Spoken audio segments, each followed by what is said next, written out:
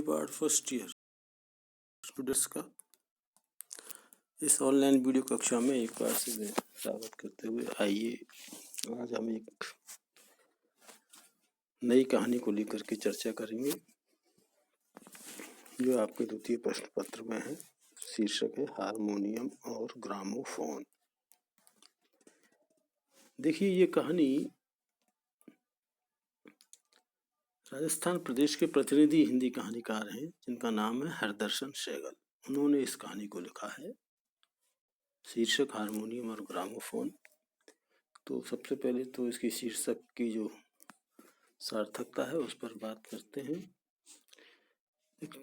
इस कहानी के अंतर्गत भारत विभाजन की जो त्रासदी है उसको बड़े मार्मिक शब्दों में चित्रित किया है। विभाजन की त्रासदी को इस कहानीकार ने स्वयं अपने आप में भोगा था। उसके मन में एक टीस है, उसके मन में एक पीड़ा है, तो उस पीड़ा को ही इस कविता के अंतर्गत संवेदना के रूप में व्यक्त किया है। अतः जहाँ भी अपनी रचनाओं में इन्होंने विभाजक विषय वर्णन किया वह वास्तव में जीवंत बन पड़ा है। कहानी में एक नायक है जिनका नाम है बाबू जेसूलाल। तो कहानी के मुख्य जो पात्र जेसूलाल है वो स्वयं गाने, हारमोनियम बजाने, ग्रामोफोन पर गाने सुनने का उनको एक बड़ा शौक होता है। उनके जन्मदिन पर पूरी की पूरी महफिल जम जाती है। परिवार, दोस्त, रिश्तेदारों के बीच वे बुलंद आवाज में गाते भी हैं, हारमोनियम बजाते भी हैं और ग्रामोफोन पर नए पुराने गाने प्राय सुनते थे। लेकिन क्या होता है कि एक बार उनका जो हारमोनियम और ग्रामोफोन होता है वो उनका जो एक परिचित होता है जिसका नाम है सरदार सिंह, वो उन दोनों वस्तुओं को मांग कर ले जाता है। वापस देने के लिए जब वो कहता है, तकाजा करता है अपने दोस्त सरदार सिंह से, तो ग्रामोफोन तो वह दे देता है लेकिन हारमोनियम बाद में देने की कहता है। और इसी बीच क्या होता है कि भारत का विभाजन हो जाता है। तो जेसूलाल और उसका जो परिवार है वो आजाद हिंदुस्तान में रह जाता है। जेसूलाल का जन्मदिन है, वे अत्यधिक दुखी और उदास है क्योंकि उसका जो प्रिय हारमोनियम है वो क्या है, सरदार सिंह के पास छूट गया। और ग्रामोफोन उसके मूल गांव में रह जाता है। अकस्मात जब वो देखता है कि उसका कोई दरवाजा खटखटा रहा है तो दरवाजा खोलने पर सामने एक गठरी लिए सरदार सिंह खड़ा होता दिखाई देता है और सरदार सिंह उसकी अमानतों से संभला देता है। तो इस प्रकार से इस कहानी की जो मूल संवेदना वो है तो भारत विभाजन की, लेकिन इस कहानी के अंतर्गत जो हारमोनियम और जो ग्रामोफोन है वो क्या है कि पूरे के पूरे इस कथानक के साथ साथ चलते रहते हैं।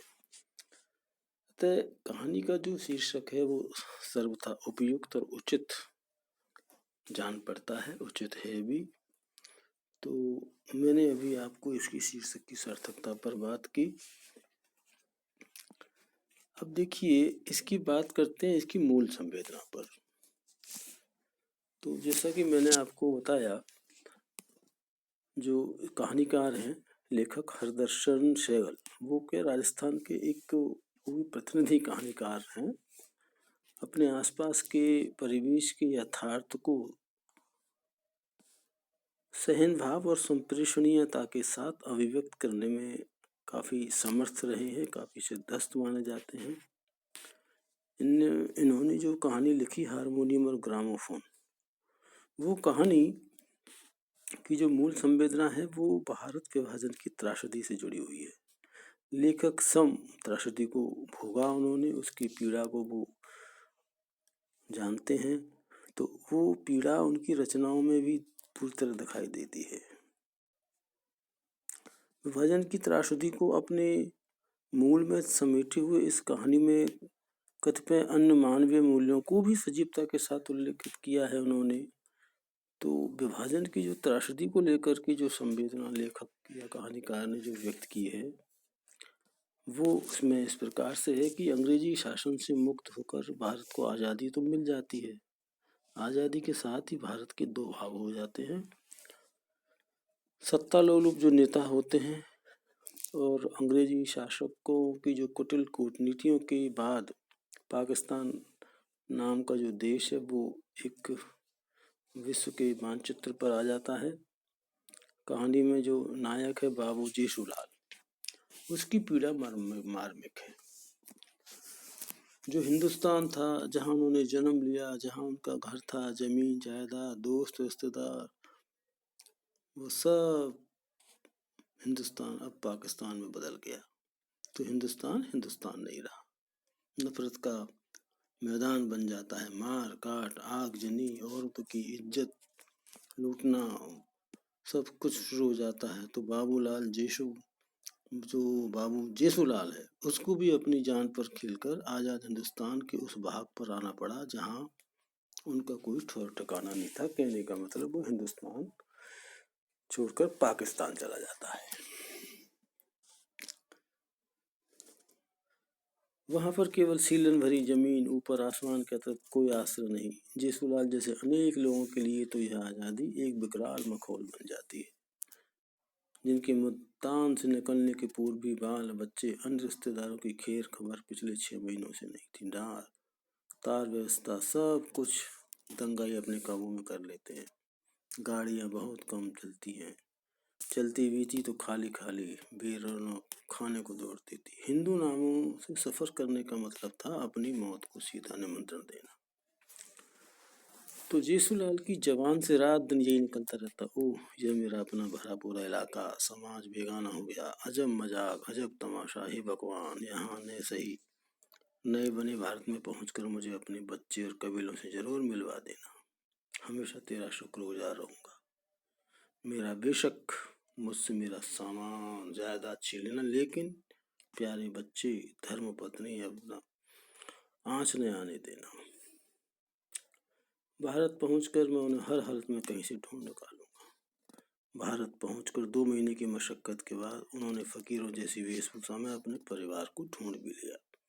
फिर धीरे धीरे कुछ और रिश्ते नातेदार भी मिलते जाते हैं, सिवाय 2 भतीजे विष्णु और रामचंद्र के, जो नौशेरा में बैंक मुलाजिम थे। इन दोनों भाइयों को वहीं मार दिया जाता है। तो इस सूचना से भी बाबू जेसूलाल निढाल हो जाते हैं।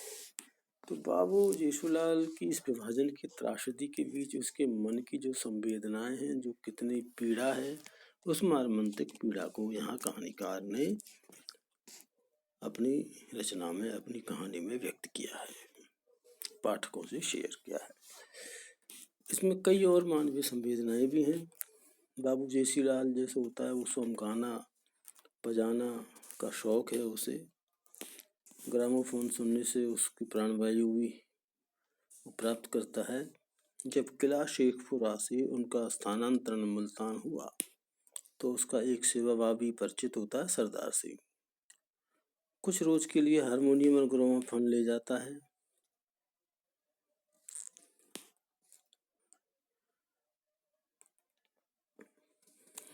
लेकिन उसकी पत्नी उसे मना करती है, कहती है कि इसको तो बाबूजी किसी को भी छूने तक नहीं देते।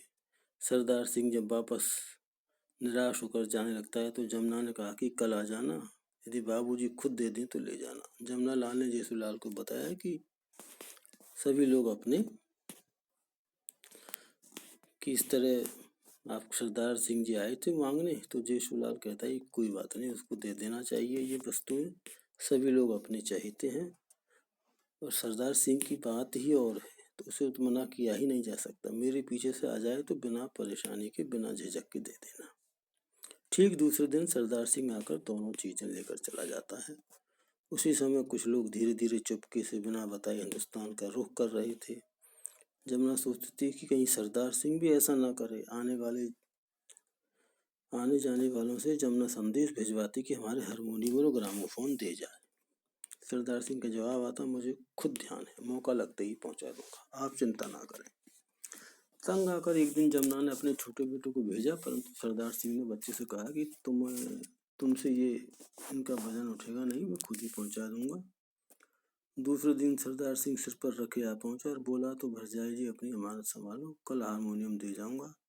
दुर्भाग्य से दूसरी सुबह उन लोगों की शेखपुरा में हुई ही नहीं। चिनगारियां जो जमीन के अंदर ही अंदर सुलग रही थी, उन्होंने ज्वालामुखी का रूप धारण कर लिया। जो कपड़े वे पहने थे उनके ऊपर कुछ और लवादे डलवाकर रात को किसी नेकबख्त मुसलमान दोस्त ने उन्होंने उन सबको गाड़ी में चढ़ा दिया। कितनी यातना, प्रताड़ना, अपमान, कई स्थानों पर बाल बाल बचकर हिंदुस्तान पहुंचने की कहानी जो हृदय विदारक है उससे परिचित करवाते हैं। यहाँ पर 2 महीने के अंदर बच्चों और जेसूलाल का मिलन होता है। धीरे धीरे जेसूलाल ने सामान इकट्ठा करना शुरू किया। हारमोनियम और ग्रामोफोन के बिना उसको जीवन अधूरा लग रहा है। कल उनका जन्मदिन है, वे आज अत्यधिक उदास है क्योंकि बिना हारमोनियम और गाने के कैसा जन्मदिन, सब कुछ निराशा में डूबा हुआ। इसी बीच दरवाजा खटका। सिर पर भारी गठली संभाले अस्त व्यस्त बालों वाले व्यक्ति ने प्रवेश किया। वह सरदार सिंह था। सारा सामान छोड़कर बड़ी मुश्किल से हारमोनियम को बचा कर लाए। कई कई शहरों की धूल फांकने के बाद शाहजहांपुरा में जेसूलाल का ठिकाना मिलने पर उसकी अमानत सौंप दी जाती। तो इस प्रकार से कहानी की जो मूल संवेदना है वो विभाजन की त्रासदी के साथ साथ अमानत की सुरक्षा और मुसलमानों द्वारा वेश बदलकर अपने हिंदू पड़ोसियों को सुरक्षित निकालना जैसे मानवीय संवेदनाओं को भी कहानीकार ने अपनी इस कहानी में व्यक्त किया है, जिससे पाठक एकाकार अपना स्थापित करते हैं और इस कहानी के साथ पूरी आत्मीयता से अपने आप को जोड़ते हैं। तो ये इसकी कहानी है। देखिए, इस कहानी के अंतर्गत जहाँ तक बात है इसकी भाषा शैली की, तो आम बोलचाल की हिंदी का प्रयोग किया गया है, जिसमें देश काल के अनुसार उर्दू, अंग्रेजी, सिंधी सभी भाषाओं के शब्दों का प्रयोग है। भाषा में जैसे स्नायु तंत्र, तरंगित, प्रवाहमान, अर्जित, प्राणवायु जैसे सभी तत्सम शब्द हैं। तो बुलंद, महफिल, जोशो खरोश, तब्दील, नफरत, बेरौनक, जवान, बेगाना, मशक्कत, खलकत जैसे उर्दू फारसी के शब्द भी हैं। और अंग्रेजी भाषा के शब्द में भी posting, record, TTE, transfer, order ऐसे भी शब्द इसमें देखने को मिलते हैं, पढ़ने को मिलते हैं। पंजाबी भाषा के भी शब्द हैं इसमें। तो आम बोलचाल की जो हिंदी का प्रयोग इसमें स्पष्ट दिखाई देता है। शैली की बात करें तो इतिवृत्तात्मकता के साथ थोड़ी वर्णनात्मकता का भी झलक इसमें देखने को मिलती है थोड़ी सी, और आत्म अभिव्यंजकता का तो समावेश है ही। उस कहानी के जो मुख्य पात्र हैं वे बाबू जेसूलाल, जेसूलाल की पत्नी जिसका नाम है जमुना, उनका मित्र सरदार सिंह, बाबू कामेश्वर दयाल। इनके अलावा जेसूलाल के बाल बच्चे हैं, उनके जेसूलाल के भतीजे हैं। ये इसमें मुख्य पात्र और चरित्र चित्रण का उसमें देखने को मिलता है। और देश काल और वातावरण की दृष्टि से इस कथानक का जो संबंध मैं आपको बता रहा हूँ 1947 भारत की आज़ादी के समय का है। तो स्वतंत्रता की घोषणा से पहले अंग्रेजों ने हिंदुस्तान को 2 भागों में विभाजित कर दिया, पाकिस्तान और भारत। तो 15 अगस्त 47 से पूर्व संसार के मानचित्र में पाकिस्तान का कोई नाम नहीं था, लेकिन इस कहानी का जो वातावरण है वो आज़ादी के समय की स्थिति को व्यक्त करता है। इस प्रकार से ये जो कहानी है हारमोनियम और ग्रामोफोन, तो विभाजन की त्रासदी का एक सजीव चित्रण प्रस्तुत करती है। पाठक को निश्चित रूप से इस कहानी को पढ़ते समय आकर्षण बराबर बना रहता है। और जो लेखक हैं हरदर्शन सहगल, उन्होंने एक सफल कहानी पाठकों के सामने प्रस्तुत की है। आज की ऑनलाइन वीडियो कक्षा में इतना ही। इसके बाद हम फिर मिलेंगे, तब तक के लिए नमस्कार।